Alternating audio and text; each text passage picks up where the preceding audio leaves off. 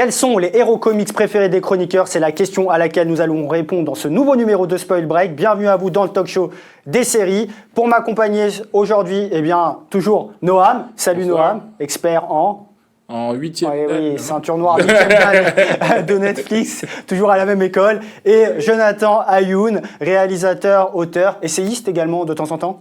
T'essayes? Il est avec nous. Bienvenue, Jonathan. Alors, quels sont les héros comics préférés des chroniqueurs? On va commencer par Jonathan pour répondre à cette question. Et la série The Boys sur Amazon Prime Video. On regarde un extrait et tu nous dis pourquoi ils font partie de tes héros préférés? Allez, on y va, on regarde l'extrait de The Boys. C'est beau tout ce que je veux. On est sur le point de coincer ces connards. Je me casse. La crève. Qu'est-ce que Mel C devient? Qui? Cette putain de Mel C, qu'est-ce qu'elle devient? J'en sais rien. Et Emma, elle fait même pas la page 6 du Daily Mail. Vous voyez? Quand on les prend à part, elles sont nulles à chier, elles servent à rien. Mais... Alors, The Boys, là, qu'on vient de voir un extrait avec le magnifique acteur, j'adore cet acteur, Karl Urban, qui joue notamment dans le film Star Trek pour les aficionados. Alors, Jonathan, pourquoi ça fait partie de tes héros préférés, ou en tout cas des héros comics que tu aimes? Parce qu'en réalité, je n'aime pas les héros comics. Je n'aime pas les comics, mais ça, Noam le sait très bien. Donc j'ai préféré choisir justement celle qui vient les critiquer, parce que dans cette série-là, c'est tous des enfoirés, c'est pas du tout les modèles et les figures exemplaires dans les autres. Donc j'aimais bien l'idée de vouloir représenter des super-héros qui sont en réalité des sales mecs. La série en soi, elle est pas... Enfin, j'ai vu les 2 premiers épisodes pour rigoler. Noam n'est pas d'accord avec toi, je crois qu'il aime bien cette série. Pas spécialement. Ok, merci. Voilà. Aujourd'hui, ils ont décidé de tout défoncer non, mais voilà, donc je trouvais ça très intéressant, et je trouve ça aussi, là où cette série a de l'intérêt, c'est quand il y a les héros, il y a les anti-héros, et les super-héros, et donc cette série-là, c'est des super-héros qui sont des anti-héros. Et ça, c'est plutôt audacieux d'avoir osé faire ça. C'est pas comme Deadpool, le film, où là, le mec, en réalité, c'est quand même quelqu'un de bien, finalement. Là, c'est juste des enfoirés. Et il y a une relation aussi dans cette série, en tout cas avec l'actualité, avec les réseaux sociaux. Ils se filment pendant leurs actions. Oui, c'est adapté au monde dans lequel on vit. Donc ils ont tous des téléphones portables, ils font des selfies. Bon, j'ai jamais vu Superman sortir son téléphone portable. Je suis sûr que si on sortait une nouvelle littérature, d'ailleurs, dans le film de Zack Snyder et Joss Whedon, Justice League, l'une des premières images du film, c'est Superman qui est filmé par un portable. Il faut pas le chauffer. Donc en fait, on les adapte aujourd'hui. Donc après, s'adapter au monde dans lequel on vit, c'est normal. Même dans les comics, c'est fait. Après, moi, franchement, en termes d'anti-héros, on va dire, je préfère par exemple des Watchmen qui sont plus intéressants et un peu plus sombres. Ah bah, tu fais bien de parler Watchmen parce que ça fait partie des héros comics préférés de Jonathan aussi. C'est toujours tes héros préférés ou t'aimes pas non plus? Non, mais j'ai démarré la série là, qui vient de sortir sur ECS, sur Watchmen, qui est vraiment très bien faite. On regarde un extrait de Watchmen. People who wear masks are driven by trauma.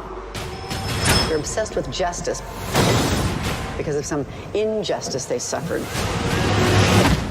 Ergo, the mask. It hides the pain. I wear the mask to protect myself. Right, from the pain. There was a Calvary-involved shooting last night. Pourquoi est-ce que tu aimes cette série, Jonathan? Parce qu'en réalité, c'est pas une série de super-héros. Il y en a, mais c'est surtout une série politique très, très, très intelligente, très bien construite. J'ai vu là les premiers épisodes. Ça vient de lancer sur OCS. D'après moi, c'est un des plus gros budgets. Je connais pas bien, mais ils ont mis vraiment les moyens. Et oui, c'est pas des super-héros comme on en a l'habitude. Le film, je crois aussi, de raconter déjà ça. Je l'avais pas vu, mais Noam l'a vu. Oui, alors après le film n'était pas non plus extraordinaire, c'était un très bon film à l'époque qui dénotait avec le reste. Moi j'avais bien aimé le film. Ah, mais ça dénote. Non, c'était bien, ça dénotait et justement ça raconte l'histoire. Il y avait un second degré qu'on retrouvait pas forcément, en tout cas à l'époque dans les films de super-héros. Qui était déjà à l'époque réalisé par Zack Snyder. Exactement. Voilà, donc je choisis 2 exemples, parce que tu me demandais de prendre 2 exemples qui sont à contre-courant de ce nombre de séries sur les super-héros que je ne regarde pas, que je trouve complètement nul, grotesque et ridicule. Donc j'avais du mal. Café. Johnny non, mais on passe pour un réac dès qu'on n'aime pas. Et non, mais ça. Il y a aucun super-héros que t'aimes? Un petit. Non, les Batman de Nolan. Je parle de séries, franchement. Batman, Christopher Nolan. Les Batman de Nolan. Regarde-moi Mais ça, là. c'est pas des séries, c'est des films de cinéma. Ouais, bah, même, si, il y a il y a la série Batman de 1966. D'ailleurs, on a un extrait, on va Ça, regarder. c'est culte. Batman 1966, la série. We hate to sound a sour note, Joker. But it's time for us to make our own collection. Destroy them!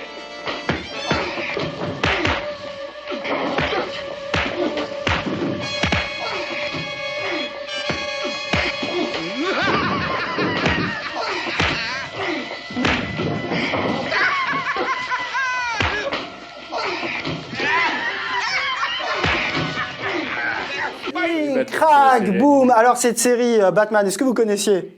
Ouais. Non, visiblement, non. Si. En tout cas, voilà. donc Enfin, ça c'était marque. rediffusé sur Canal Jimmy quand j'étais jeune, donc je regardais. Bon, c'était Jack Hitch à l'époque, dans les années 90. Mais après, si on veut parler d'une série Batman, la série Batman qui a marqué tout le monde, c'est la série animée de Bruce Timm dans les années 90, qui a complètement redéfini le genre, en tout cas de dessin animé super-héroïque. De Bruce Timm, Il me de semble. Tim Miller, non? Non. Qui était Warner, sur Warner. La série animée. Il faut que je vérifie. Mais Qui était très influencé par le côté dark aussi. peut-être Miller. Ouais. Enfin, en tout cas, c'est par exemple cette série-là qui a créé Harley Quinn. Ouais. Et qui a. Qui était la meuf de Joker. Qui est la meuf du Joker et qui aujourd'hui fait partie des comics. Ouais. Pour parler de Batman. Bon, on peut aussi parler de Gotham. On regarde un extrait de Gotham pour les fans de Batman qui revisite un peu la jeunesse de Bruce Wayne, alias Batman.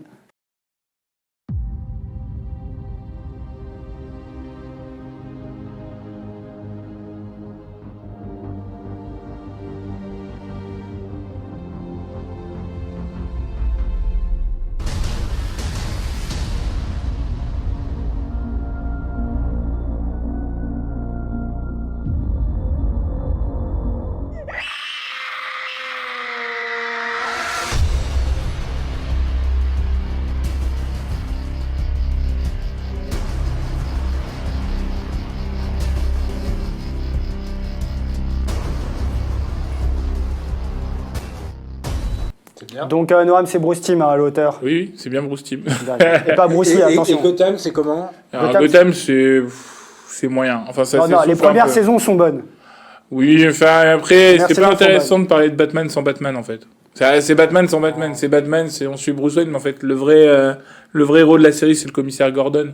Oui, mais en fait, c'est quand même intéressant. Les premières saisons sont intéressantes. Alors, Noam, il y a aussi Flash, qui est une série que tu affectionnes tout particulièrement. Alors, j'ai affectionné les premières saisons. Ouais. Première saison, on regarde un extrait. Flash. Barry s'est bagarré en sortant de l'école. Je me suis pas enfui assez vite. Il vaut mieux être quelqu'un qui a un grand cœur que quelqu'un qui court vite. Quand j'avais 11 ans, ma mère s'est fait assassiner. J'ai vu des espèces de lumière et des éclairs. Et au milieu de ces éclairs, il y avait un homme. C'est lui qui a tué ma mère.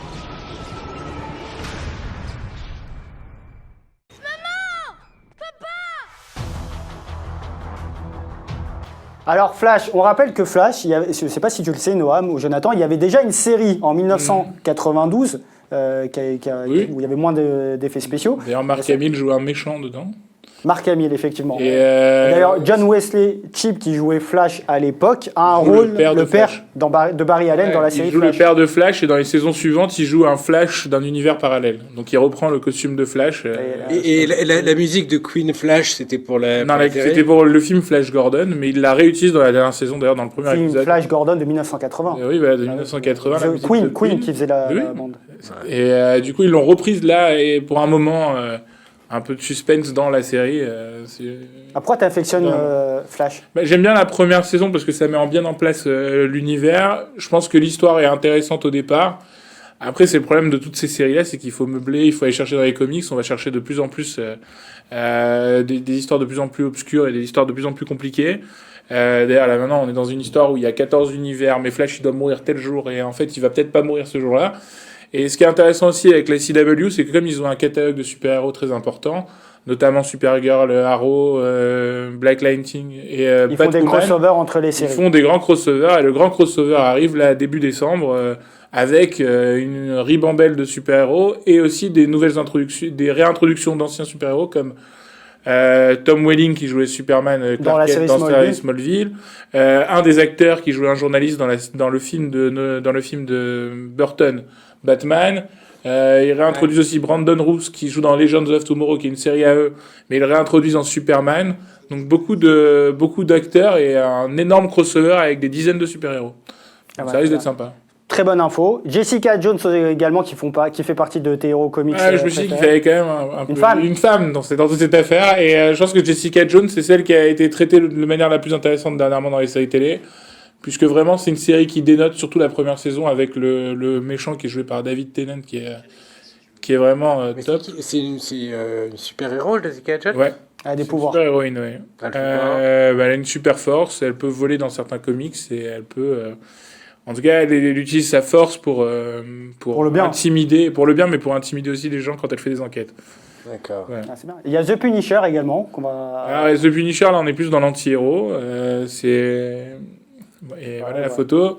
D'ailleurs, la série Netflix est plutôt une réussite. C'est plutôt un anti-héros qui, lui, va perdre sa famille suite à un complot et va, du coup, péter un plomb, entre guillemets, et essayer qui va vouloir se venger et punir. C'est très, très violent, comme ça.